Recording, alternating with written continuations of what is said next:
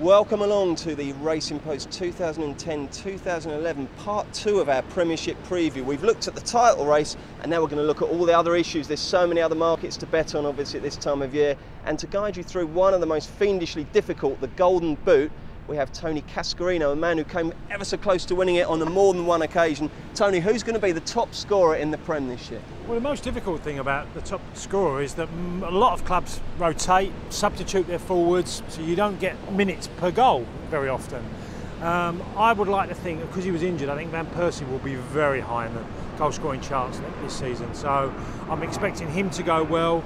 Drogba, I think, will be very much, he's the main man for Chelsea, so I'd like to think he'll be very close. Darren Bent, can he get near? I think the handicap for him is at Sunderland. Great goal scoring record, and per goal per match for any other team, he was the highest of all of them. So I'm going to go Van Persie. I think really he's the man to beat. Van Persie for Tony Cascarino. Mark Langdon, the Racing Post chief football tipster. Who do you think will be top of the hot shots? Well, we're here at Stamford Bridge and I fancy a Chelsea player, but not Drogba.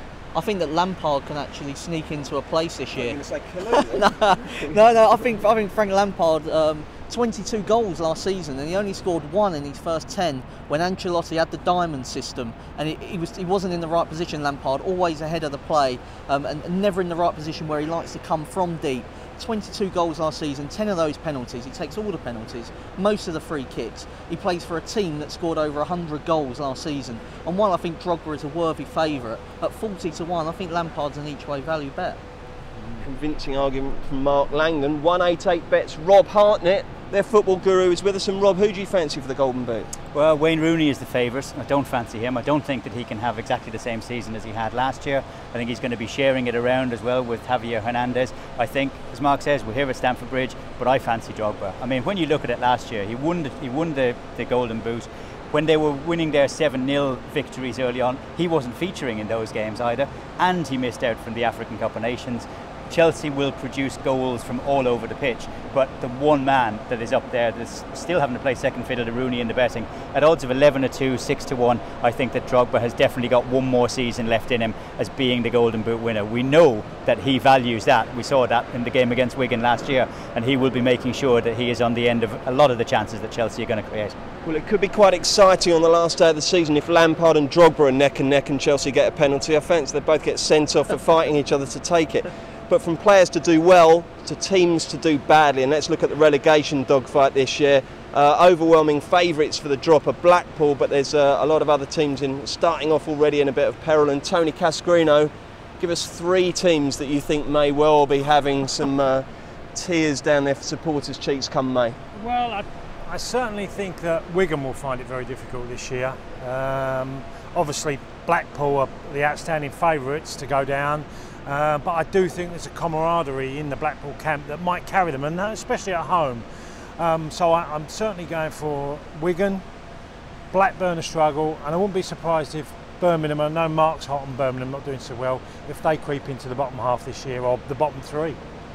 Okay, absolutely right. Villa fans, prick your ears up. You're going to like what Mark Langdon's about to say. Yeah, I think Birmingham are the massive negative of this season. One of the bets of the Premier League season to be relegated.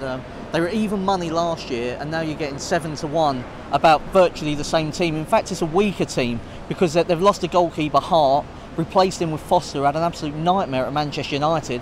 I don't see him keeping Birmingham in games like what Joe Hart did. They won every single game last season by 1 goal. Now, okay, you can say, well, that's a sign of a solid team. I would say that's a sign of a team that could well drop a lot more points quite easily. They had 9 players make over 30 appearances in the Premier League. Arsenal had 2, which just goes to show how lucky they were with injuries. I think Zizic is going to be one of the worst players in the Premier League. I don't see him. I think he's one of the worst signings you can ever make.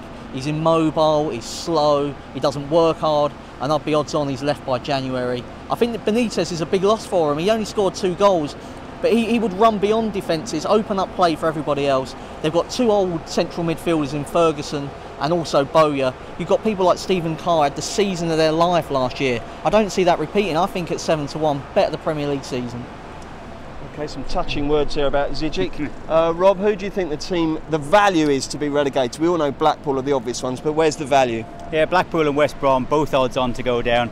I'd love to see both of them surviving, even if only, we've said a few bad things about managers, but Ian Holloway and Roberto Di Matteo, two great additions to the managerial ranks, and I'd love to see them surviving. Three teams that I think are going to struggle. I think Newcastle, I think they're a weaker side now than when they went down 2 seasons ago. You can get 3-1 about them going down. West Ham, they've missed out on their big transfer signings, Riquelme, Thierry Henry, David Beckham, missed out on all of those, and I think that West Ham were poor last season. I think they're going to be poor again this season.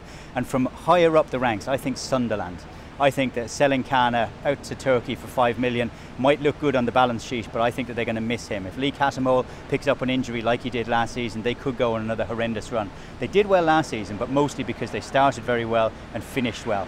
If they reproduce anything like the form that they did in the middle of the season, I think that they're going to be the side that are too good to go down. Good stuff. Well, just before we go, we're just going to rattle through some of the other markets. There's so many things you can bet on. Tony Cascarino, match bets without the big four. What takes your fancy from all the plethora of offers there are out there? Well, Everton. I'm firmly on Everton from the start. I think they're a good side. But how do you back them? What's the best way of making money out of Everton? Is it the handicap? Is it without the top 4, the top 6? You tell me. Well, I think there's 2 bets. I go for to make the top 4. I think you're getting a decent price, and we talked about it earlier, 7-1. I also they're going to be up against Villa, Liverpool and Tottenham. I think certainly against Liverpool, they're going to be well outsiders. There's a 7-4 shot. Villa, there'll be slight odds on, but I'd have Everton every day of the week. And I think Tottenham's the toughest one for Everton to get in front of, but still, them 3 match bets are real good value for fans in general, not just Everton fans. Okay, Tony Cascarino. Mark Langan, your best bet for the Premier League this season out of all the quirky markets that are out there? I think there are 2 again. I think I like Bolton on the handicap. I think they've got a very good young manager in Owen Coyle. I like the signing of Petrov. I think that's excellent. Gary Cahill for me is one of the best centre-backs in England. Can't believe he didn't go to the World Cup. Absolutely stunning mistake by Capello. The other bet I like is Martin O'Neill in the sack race. There's been murmurs of discontent at Villa Park. The supporters don't particularly like the football he plays. They get better results away from home. Most fans only see the home games, you know, the counter-attacking style. He's had a few rows, hasn't he, with Randy Lerner. Could be a few players leaving before any come in. So I think a 20-1 or something like that, he'd be my bet for the sack race. But Bolton to go very well this year. Okay, interesting stuff from Mark. And of course, while we're at the start of the season, there's so many different markets we can bet on and hope that they're still running till May. The real action for a lot of punters now is in running and in play markets, and Rob Hartnett of Bet 188 Bet. Just tell us a little bit about that and a few tips on how to maximise the in-running opportunities that happen once the referee blows the whistle to start the game. Sure. Well, it used to be the case that if you didn't make it down to the bookies by 5-3 on a Saturday afternoon, that was it, no bet. Now you can bet all the way up until the 90th minute. It really has. It's revolutionised soccer betting. We saw it through the World Cup. We see how teams can come from behind and produce unbelievable scores. We saw Wigan against Arsenal last season, where you could have backed them at 90-1 when they were 2-1 down, having been 2-0 down as well. Real excitement. And if you look at teams and follow teams, you can see trends in the way that they play.